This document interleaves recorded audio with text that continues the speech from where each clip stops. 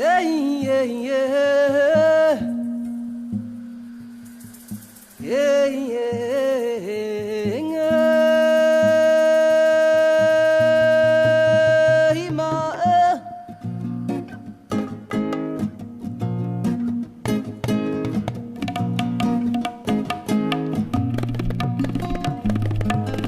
Ewe mwana mse wa leo katayari jito wezi dakani hondo.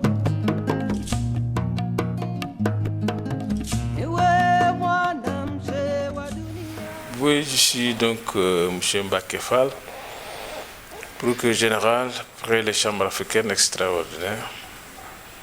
Donc le rôle du procureur général, c'est d'organiser donc les poursuites et d'exercer l'action publique, aussi bien à la phase de l'instruction qu'à la phase du jugement. Donc organiser les poursuites, c'est ouvrir une information, confier à des juges d'instruction pour enquêter. Et ensuite, il y a une décision de renvoi, aller à l'audience et soutenir oralement donc l'accusation. Il y a une dernière phase aussi, c'est la phase de l'exécution. L'exécution des décisions de justice aussi incombe au procureur général.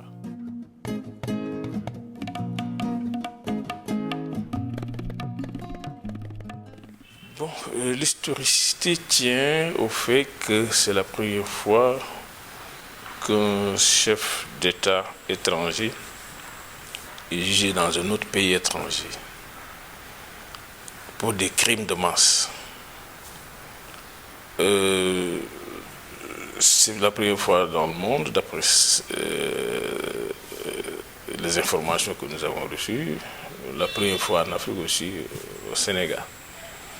Et c'est la première fois que le Sénégal met en œuvre le principe de compétence universelle, qui veut qu'un étranger arrêté sur son sol puisse être jugé, même si les crimes sont commis à l'étranger sur des étrangers.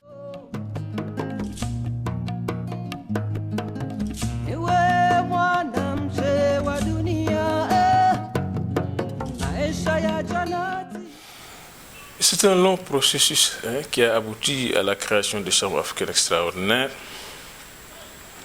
D'abord, il y avait la plainte des victimes tchadiennes contre Hissène Habré en l'an 2000 ici au Sénégal. Donc des Tchadiens se sont constitués en partie civile pour demander à ce que des poursuites soient engagées contre Hissène Habré pour torture.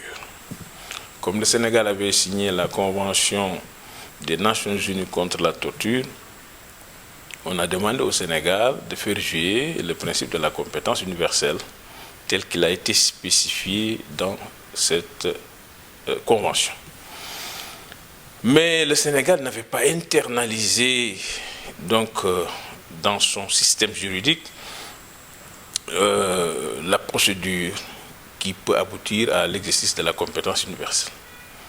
Si bien que lorsque la plainte a été déposée, les avocats d'Habré ont fait appel de l'ordonnance, donc du procès-verbal de première comparution d'Habré, qui avait été inculpé pour torture et actes de barbarie. Donc les avocats d'Habré ont fait appel pour dire que le procès-verbal était nul et que, en conséquence, toutes les poursuites engagées contre Habré ne pouvaient pas tenir. Parce que le Sénégal n'avait pas dans son code les crimes internationaux et sa procédure pénale ne permettait pas de juger un étranger qui a commis donc des crimes contre des étrangers. Et la Cour d'appel a rendu une décision favorable à Hissène Habré. Les parties civiles, à savoir les Tchadiennes, ont fait un pourvoi en cassation donc, devant la Cour de cassation, qui a déclaré que, effectivement, ce que la Cour d'appel a jugé est bon, parce qu'en fait, il faut, pour pouvoir juger Habré, qu'on modifie donc notre code de procédure pénale pour permettre de juger un étranger qui a commis des crimes sur des étrangers ici au Sénégal. Et les victimes étaient désemparées, sont tournées vers la Belgique. Et la Belgique a fait jouer le principe de la compétence universelle parce que parmi ces victimes tchadiennes, il y avait des victimes qui s'étaient naturalisées Et la Belgique a commencé l'enquête et a voulu, donc au moment de l'enquête, demander l'extradition d'Hissène Habré. Le Sénégal n'a pas voulu extrader, disant qu'Hissène Habré bénéficie d'une immunité, c'est un chef d'État, donc on ne peut pas le faire juger par des tribunaux ordinaires. Et il y a eu une guerre donc, entre la Belgique et le Sénégal qui a abouti à l'arrêt de la Cour internationale de justice, qui a dit au Sénégal de juger sans délai Hissène Habré. Mais entre-temps, le Sénégal avait confié le dossier à l'Union africaine pour dire, écoutez, nous, on a des problèmes, c'est vous qui allez juger parce que Hissène Habré, entre-temps, a fait un recours au niveau de la Cour de justice de la CEDEAO pour dire qu'on était en train de violer ses droits parce que le Sénégal était en train de changer sa législation et cela conduirait nécessairement à des poursuites contre lui. Et la Cour de justice de la CEDEAO a dit, écoutez, d'accord, donc le Sénégal, avec votre texte-là, vous ne pouvez pas juger Habré parce qu'il y a des risques quand même d'atteinte à ses droits. Il faut aller vers la création d'un tribunal ad hoc à caractère international. Donc c'est la raison pour laquelle le Sénégal donc, a signé avec l'Union africaine un accord portant sur la création de ces chambres. Mais ces chambres sont de caractère international, mais sont intégrées dans le système judiciaire sénégalais. Donc c'est des juridictions créées au sein des tribunaux sénégalais. Et c'est en février donc, 2013 que donc, les chambres ont été installées et la procédure a commencé. Voilà. Donc brièvement, voilà comment on en est arrivé donc, à la création de ces chambres et au lancement de ces activités.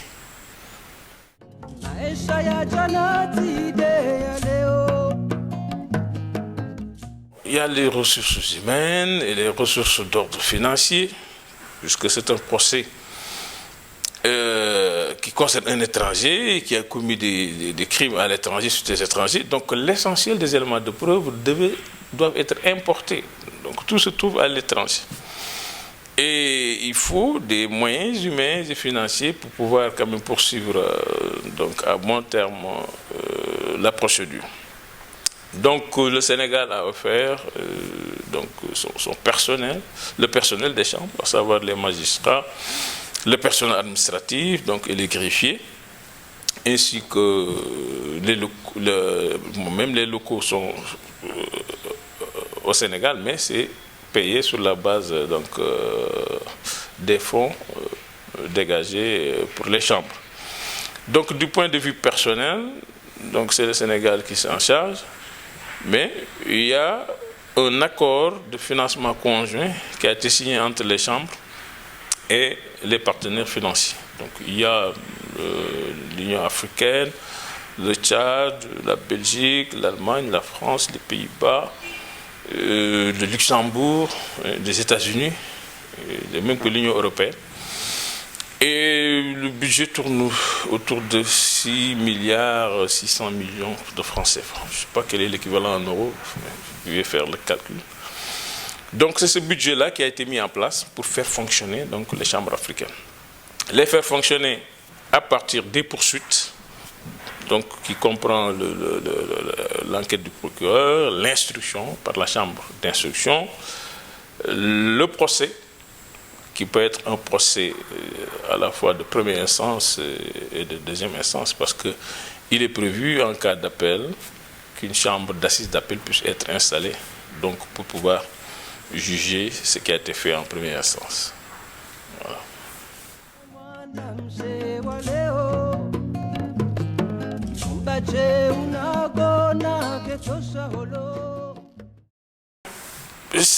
Le procès peut avoir un aspect pédagogique, parce qu'en fait, il s'agit d'un chef d'État qui est jugé, un chef d'État qui était en exercice et qui, dans l'exercice de ses fonctions, a eu à commettre des crimes de masse contre ces populations. Si ce président-là donc, est jugé et peut-être probablement condamné, ça peut faire réfléchir beaucoup de chefs d'État, des dirigeants africains, pour leur dire qu'on ne peut pas se maintenir donc, au pouvoir en commettant des crimes de masse contre ces populations. Ça peut aussi servir ceux qui sont dans l'opposition et qui aspirent à gouverner un jour, et qu'eux aussi, ils ne peuvent pas aller vers le pouvoir en commettant des crimes, des violations massives du droit international. Donc sur ce double plan, il peut y avoir un aspect pédagogique, aussi bien pour ceux qui aspirent au pouvoir que ceux qui veulent se maintenir donc, par des violations graves, ceux qui veulent se maintenir au pouvoir. Et cela aussi montre que peut-être une page est tournée, comme l'Union africaine dans son acte de création fait la promotion des droits de l'homme et la lutte contre l'impunité. Ça a été vraiment le premier jalon qui prouve que l'Afrique quand même ne peut pas être en marge du droit international et que l'Afrique aussi est contre l'impunité.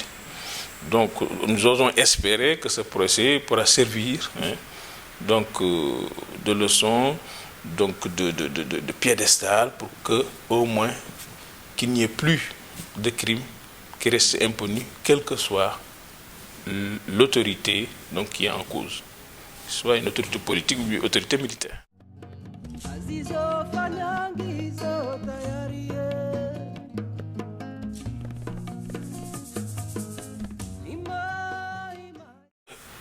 Procès équitable suppose qu'il y ait une juridiction impartiale, que des juges donc, bien formés, intègres, puissent être nommés pour juger. Et que la personne qui est jugée, qu'on puisse lui assurer, donc on puisse lui garantir quand même ses droits, des droits à une bonne défense. Et que ce procès puisse avoir lieu de façon contradictoire, et que chaque partie puisse développer ses arguments devant les juges, que les débats soient publics. Je crois que rien que pour ces trois principes, on a la garantie d'un procès équitable. Maintenant, il reste que tout acteur est libre donc, de la jouissance de ses droits. Un accusé qui ne veut pas jouir de ses droits, qui ne veut pas se défendre, personne ne peut l'obliger à le faire. Mais de toute façon, du point de vue des garanties d'un procès équitable, nous avons tous les éléments donc, dans ce procès après qui nous permettent de dire que c'est un procès équitable.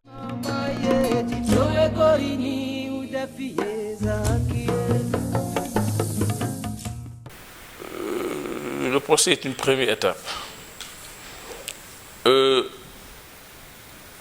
Les gens disent que lorsque la mission des chambres donc, terminée, les chambres seront dissoutes de plein droit. On est en train de voir, après évaluation, est-ce que ces chambres-là ne peuvent pas être reconduites comme étant un modèle qui peut permettre de lutter contre l'impunité. Au moment où on parle régulièrement d'une possibilité de retrait des États africains signataires du traité de Rome. De toute façon, la situation est là. Il faut que peut-être les États signataires puissent arriver à jouer pleinement leur partition au regard même du principe de complémentarité dégagé par l'article 17 de la Cour pénale internationale. Faire de sorte que les juridictions nationales s'approprient vraiment les ressorts, les mécanismes de la justice internationale pour pouvoir juger eux-mêmes les personnes qui ont commis des crimes sur leur sol. Sauf s'il y a une incapacité, une mauvaise volonté. Et à partir de ce moment-là, la Cour pénale internationale va prendre le relais. Mais le principe dégagé par la Cour pénale internationale, c'est de faire de telle sorte que les juridictions nationales puissent se saisir en cas de crimes contre l'humanité, de crimes de guerre ou de génocide. Voilà. Et je crois qu'on a déjà posé un jalon. S'il y a des difficultés pour les États de le faire eux-mêmes, je crois que rien ne s'oppose à ce qu'ils s'ouvrent à l'Union africaine. Écoutez, nous avons des problèmes. Est-ce que vous ne pouvez pas nous aider en signant un accord pouvant nous permettre de créer une chambre comme celle qui a été créée dans l'affaire Génabré pour qu'on puisse juger cette personne? C'est fort possible. Donc tout est question de volonté politique et de coopération judiciaire internationale.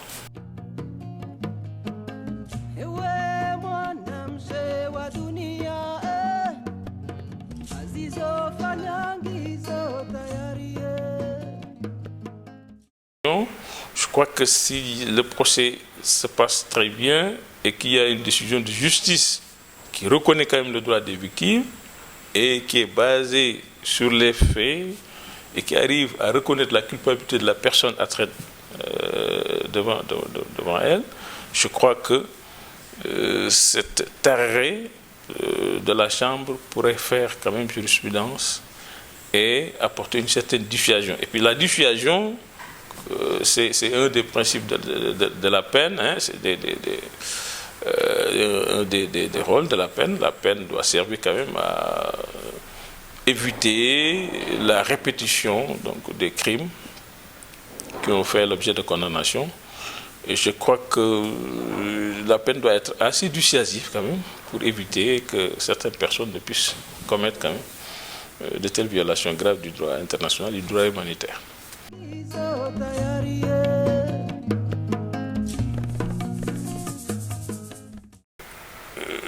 Ça, c'est de faire reconnaître quand même le droit des victimes qui ont eu à un certain moment être bafoués dans leurs droits, qui ont subi vraiment des exactions au plus profond d'eux-mêmes. Reconnaître leurs droits, je crois que ça a été un enjeu donc, capital du procès, parce que c'est le procès des victimes vraiment. Donc elles ont eu à traverser le désert, comme on dit, depuis plus de 30 ans, elles courent derrière un procès. Et si on arrive à un procès, on a déjà gagné quelque chose. Voilà. Peu importe la décision qui est rendue, mais l'essentiel était d'attraire la personne qui est poursuivie devant la juridiction, à côté des victimes. Même s'ils ne parlent pas, au moins les victimes parlent et ils entendent ce que les gens disent. Ça, au moins, vraiment, ça a été un grand enjeu parce que on courait le risque de ne pas voir l'accusé à la barre. C'est ce qu'il voulait, il ne voulait pas se présenter. Mais on a puisé dans les ressorts de la loi, parce que la loi sénégalaise, la loi procédurale a été donc appliquée, comme le permet d'ailleurs le statut qui renvoie pour la conduite des audiences au code de procédure pénale. Donc le président a eu à appliquer une disposition du code de procédure pénale qui permet de faire comparaître de force l'accusé pour qu'il puisse assister à son procès. Alors, ça, vraiment, ça a été l'un des grands enjeux du procès. Faire participer les victimes, faire participer l'accusé même s'il garde le silence.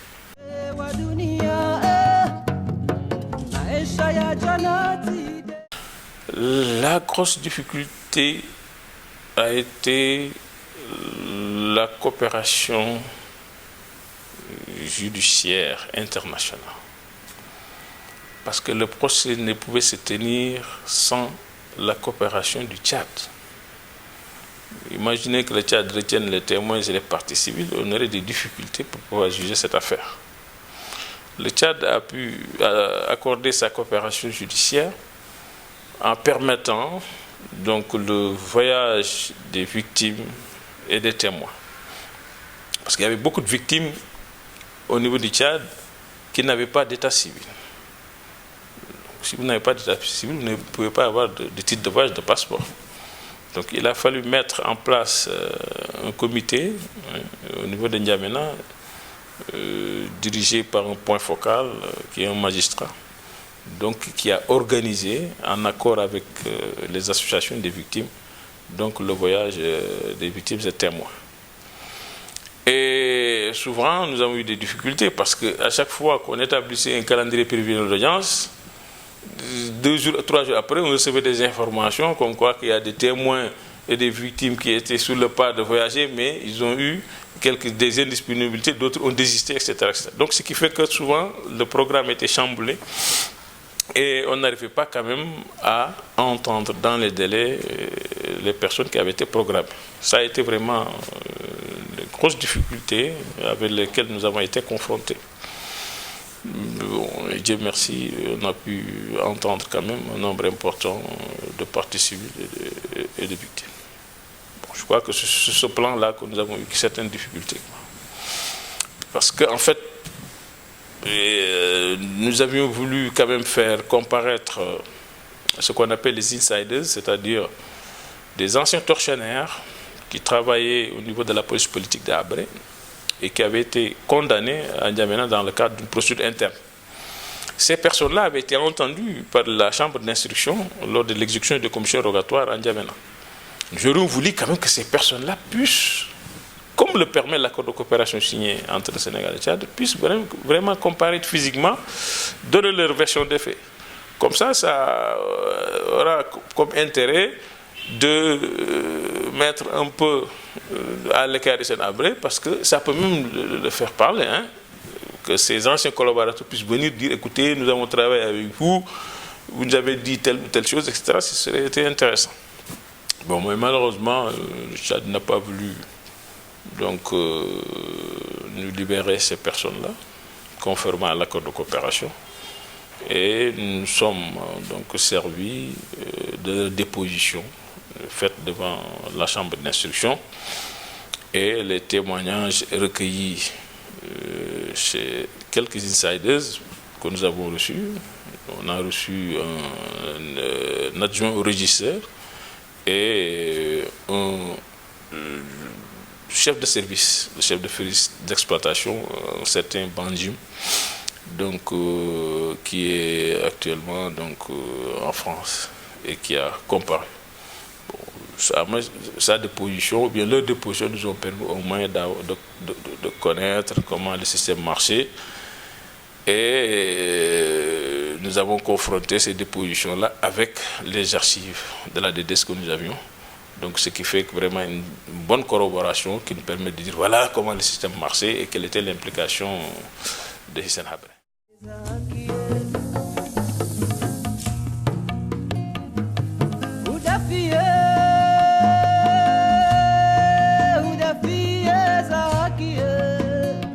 L'internationalisation, c'est ça, c'est qu'il y a une juridiction qui comprend des magistrats sénégalais et des magistrats africains.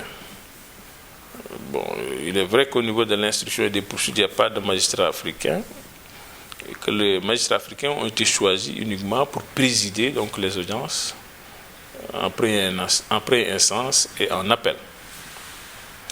Ce qui donne le caractère international donc, aux chambres, qui applique aussi un statut, et ce statut est basé sur le droit international pénal, à l'instar des statuts que nous connaissons au niveau des tribunaux pénaux internationaux comme le TPY, bien le TPIR. Donc voilà l'internationalisation de la justice donc, au Sénégal à travers donc, ces chambres africaines.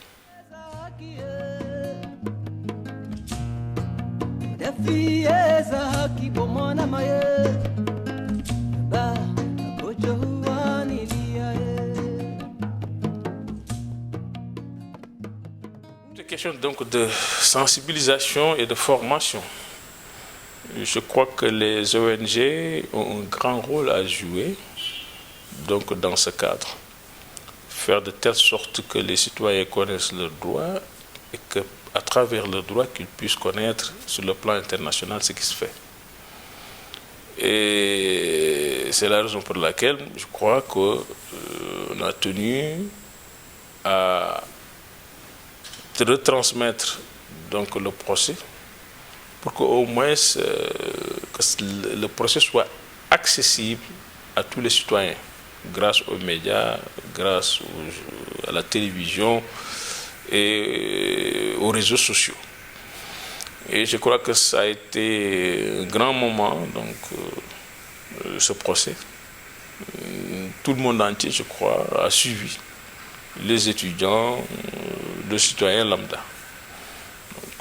Je crois qu'après le procès, la vulgarisation appartiendra aux ONG qui vont essayer de continuer à sensibiliser donc, les citoyens.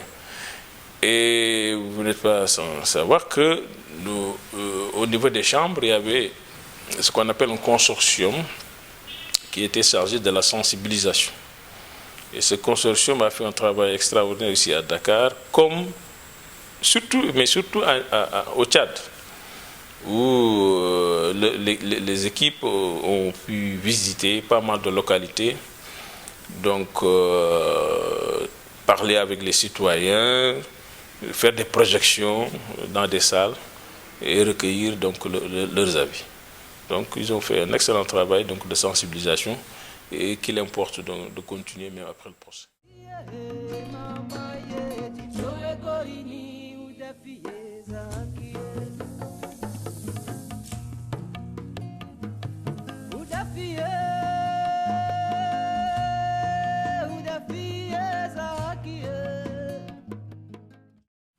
Oui,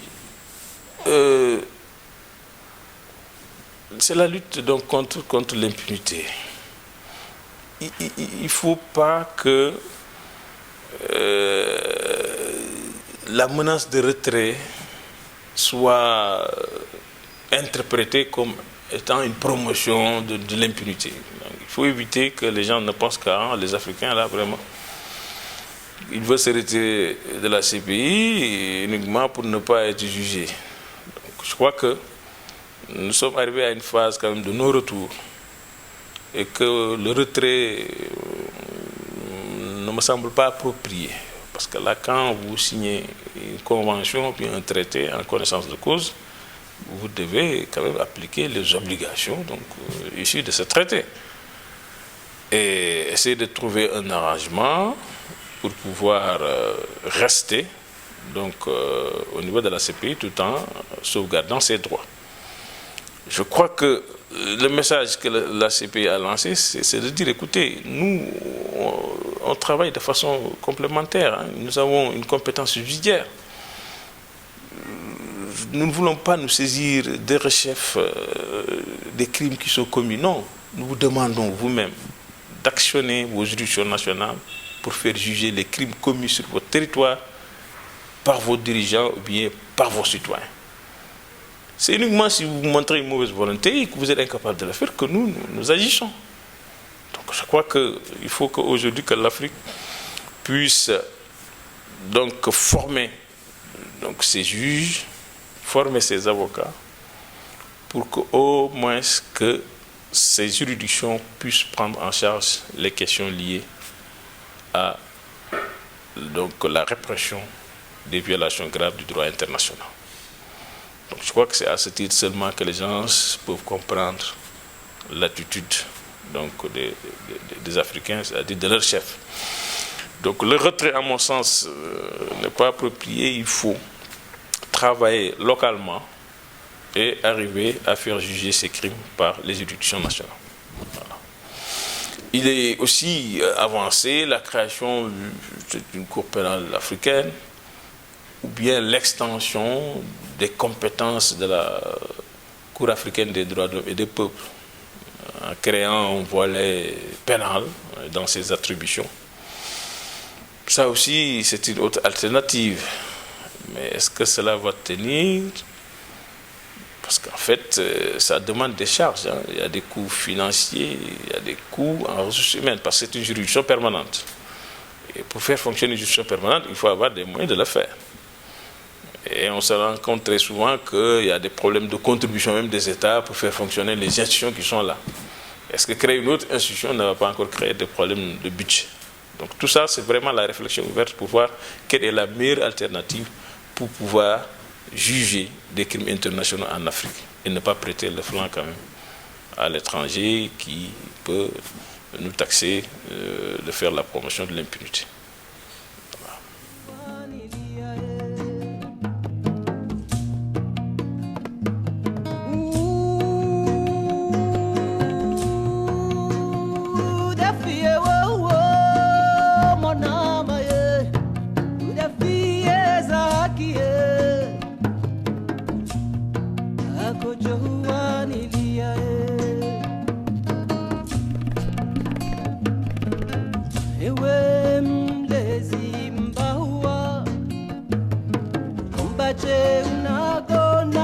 Tosha holo